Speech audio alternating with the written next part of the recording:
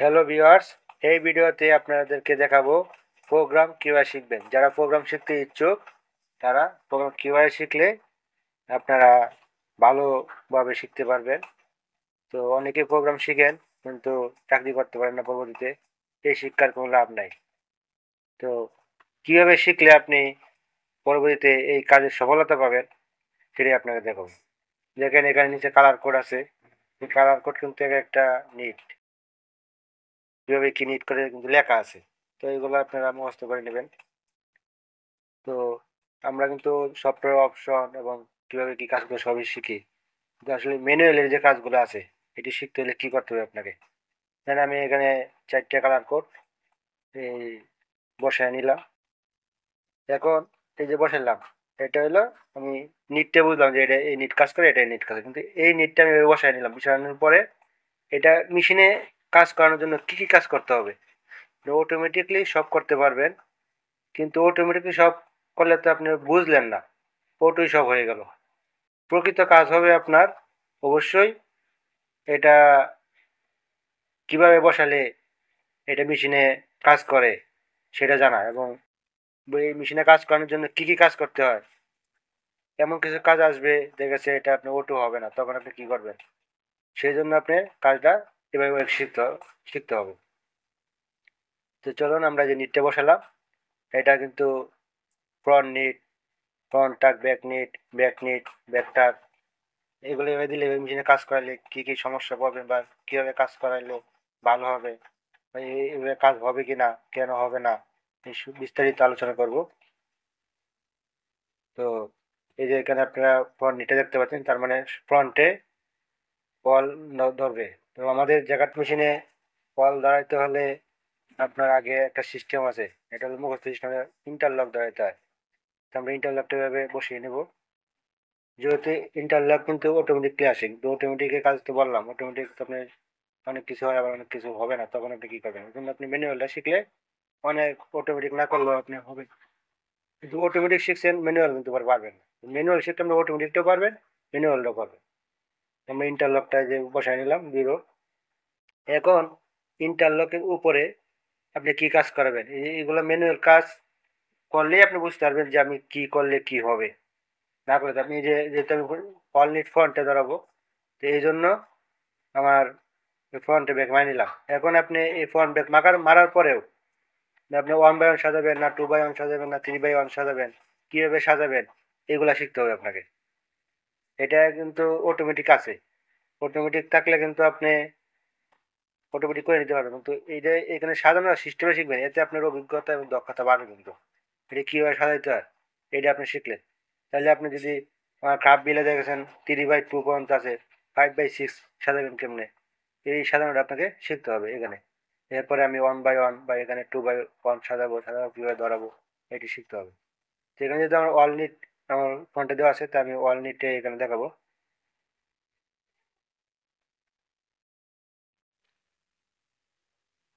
তাহলে এখানে আমরা এখন সোয়েটার সিস্টেমে ধরাতে হলে আমরা উপরে কাটিং কষে বসাই, ব্যাক ফল দিয়েছি মানে ফ্রন্টে ধরবে, ফ্রন্টে যেহেতু আছে ফ্রন্টে ধরবে।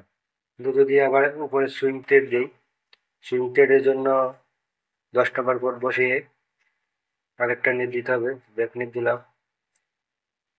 দেওয়ার পরে ফ্রন্ট ফ্রন্ট ফল দিলে কিন্তু উপরে ফ্রন্ট নিট দিতে হবে, এগুলো দিলে আপনি ব্যাক নিট দিতে হবে। ব্যাক নিট দিলাম। তো আমার যেহেতু ফ্রন্ট নিট দিতে হবে, ব্যাক নিট দিয়ে ফ্রন্ট নিট দিয়ে এটা দেখাতে হবে। এটা বুঝতে হলে কিন্তু আপনাকে ভেঙে ভেঙে করতে হবে। ভেঙে ভেঙে যখন আপনি প্রোগ্রাম করবেন তখন কিন্তু বুঝতে পারবেন আপনি কোন জায়গায় কোন নিট দিলে কীভাবে কাজ করবো। অটোমেটিক দিলে কিন্তু আপনি অটো হয়ে গেল, আপনাকে বোঝার ক্যাপাসিটি আসতেছে না। তা আমি এটা এখন কপি করে দেবো। এখন আমাদের মেশিনের স্টার্টিং ধরা সুইং ট্রেড সহ মেশিনে কীভাবে ধরতে হয় সেটা ধরার সিস্টেমটা করলাম।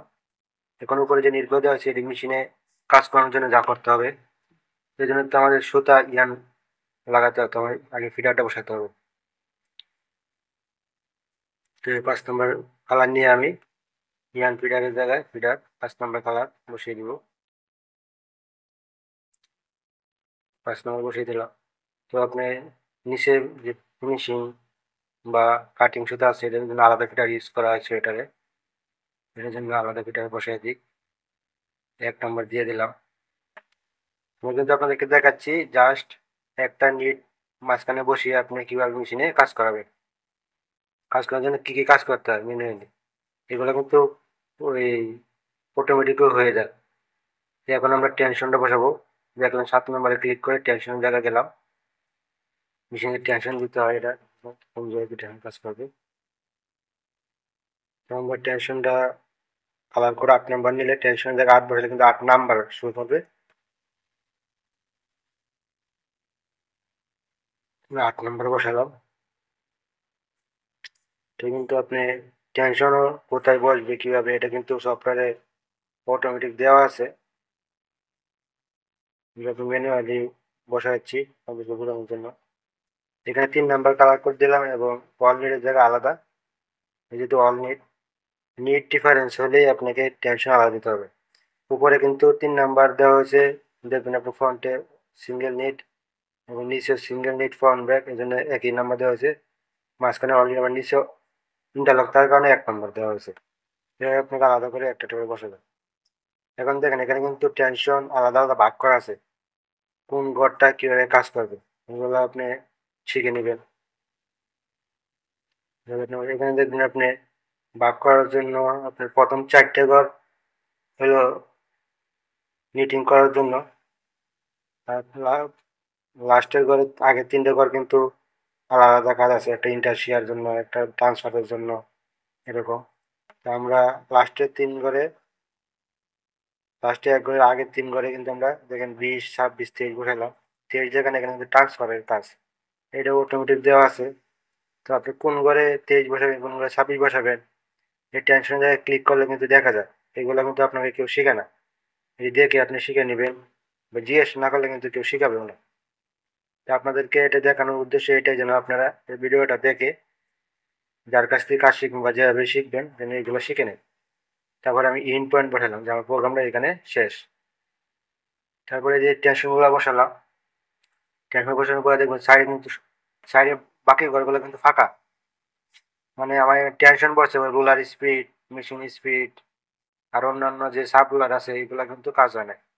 এর জন্য আমরা যাব ফটো কপি অফ ইনস্ট্রাকশন, একটা অপশন আছে আইকনে, দেখবেন 3টে দাগ দেওয়া, এই যে এই দাগটা অটো কপি অফ ইনস্ট্রাকশন, এখানে ক্লিক করলে কিন্তু যে সবগুলা কপি হয়ে গেছে।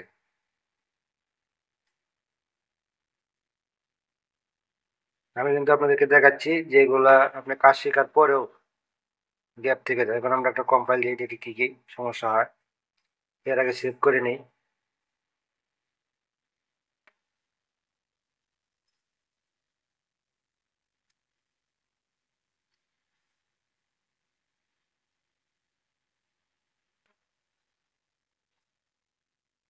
ওকে, আমরা আবার কম্পাইল দিচ্ছি। তো এখানে ইয়ানফিডার নট সেট অ্যালার্ম আছে 1 আর 5। তো এই অ্যালার্মগুলো কেন আসে, ম্যানুয়ালি করলে অনেকগুলো অ্যালার্ম আসবে, এগুলো সমাধান করে আপনারা আরো ভালোভাবে শিখে যায়। নট সেট অ্যালার্ম আসলে কিন্তু আমার ফিডারটা রাইট সাইডে আছে, এটা লেফট সাইডে মানে একটা কেটে দিলে বা একটা বাড়ায় দিলে ডিরেকশন চেঞ্জ হয়ে যাবে এবং একটা লেফট সাইডে চলে আসবে। লেফট সাইডে চলে আসলেই আমার ফিডারটা কিন্তু আর অ্যালার্ম নট সেট অ্যালার্মটা আর আসবে না। আমি একটা করে বাড়াই দিলাম, দেখবেন এখন কম্পাইল দিচ্ছি আবার অ্যালার্ম কিন্তু নেই। তোমাদের একটা এই প্যাটার্নটা কিভাবে কাজ করে এটা কিন্তু দেখানো হয়েছে। এখন দেখেন নিটগুলা ঠিক আছে কিনা চেক করার জন্য আমরা যাবো এইচটিডিতে। এইচটিডিতে ক্লিক করলে মেশিনে কিভাবে কাজ করবে সেটা দেখতে পারবেন। আমরা এইচটিডি করলাম, দেখেন এখানে ফ্রন্টে নিট করার পরেই আপনার ব্যাক টাক দিয়েছে, ফ্রন্ট টাক ব্যাক নিট দিয়েছে, কিন্তু ব্যাক নিটের পরে উপরে গুলো আর কোনো নিটের ব্যাকে যে নিটটা ধরছে এটা কিন্তু ট্রান্সফারের সামনে আনে না। এটা সামনে আনতে গেলে কি করতে হবে, এইভাবে ধরে রাখলে কিন্তু নিডল ভেঙে যাবে। ফ্রন্ট টাক ব্যাক, ফ্রন্ট টাক ব্যাক নিটটা এটা পরে আরো 4 কোর্স ফ্রন্টে মারছে। তো যে ধরে রাখছে এটাকে যদি আপনি এভাবে বসায় দেন, বসায় দেওয়ার পরে এটা কি করতে হবে এটা কিন্তু আপনাকে জানতে হবে। ব্যাগে নিলে ধরে যে পরে পরবর্তীতে আমরা এটা ট্রান্সফার করে সামনে নিয়ে আসি, নাহলে দূরে রাখলে কিন্তু সমস্যা। হ্যাঁ, একটা কোড আমি একভাবে বসে আপনাদেরকে দেখাচ্ছি যে এই রিটার্ন দেওয়া হয়েছে, এটা সমাধান কেমন করবেন, এটা কিভাবে কাজ করলে এটা কাজ হবে। এই কাজটা যদি আপনি ট্রান্সফার না করান তাহলে কিন্তু আপনি নিডল ভেঙে যাবে। এটা কিভাবে করলে আপনি এটা বুঝতে পারলেন যে কিভাবে করলে নিডল ভেঙে যাবে বা কেন নিডলটা ভেঙে যাচ্ছে, সেখানে আমি ট্রান্সফার কোড বসিয়ে দেবো। এই ব্যাকে নিট করে সেটা ট্রান্সফার করে সামনে নিয়ে আসলাম। তবে এটা আমি 7 নম্বর করে পরে ট্রান্সফার কোড বসিয়ে দিলাম। এটা যে ট্রান্সফার কোডটা বসালাম এটা কিন্তু ফ্রন্টে নিট করে আবার ব্যাকেটা ট্রান্সফার করবে, মানে আগে নিট করে পরে ট্রান্সফার করবে, এটা কিন্তু ট্রান্সফার হয়ে যাবে। আর উপরে কিন্তু 2 নম্বর কোডের উপরে 1 নম্বর কোড বসালাম, মানে দুইটা কিন্তু ট্রান্সফার অপশন আছে। আপনি একটা ট্রান্সফার কোডের পরে আর একটা ট্রান্সফার কোড বসালে অটোমেটিকলি ট্রান্সফার হয়ে যাবে। এবং পরে যে টাকা দশে ব্যাকে এর পরে কিন্তু আর কোনো কাজ নাই, তো আমরা এই ব্যাগটা একটা মুছে দিতে পারি। এই ব্যাগটাকে কোনো দরকার নাই। এটা কেন দরকার নাই সেখানে এইভাবে ম্যানুয়ালি করলে আপনি এটাও বুঝে নেবেন। যার কাছে কাজ শিখবেন বা যেভাবে শিখবেন এগুলো বোঝার জন্যই আমি এভাবে আপনাদেরকে দেখাচ্ছি। এগুলো অ্যালার্ম কিন্তু নাই। হ্যাঁ, মানে ওকে আছে। এখন আমরা এসিডি করে দেখবো আসলে কোন কি হয়েছে কাজটা। এই দেখেন আমার ব্যাকে নিতে পারছে, এটা কিন্তু ট্রান্সফার করে সামনে চলে আসছে।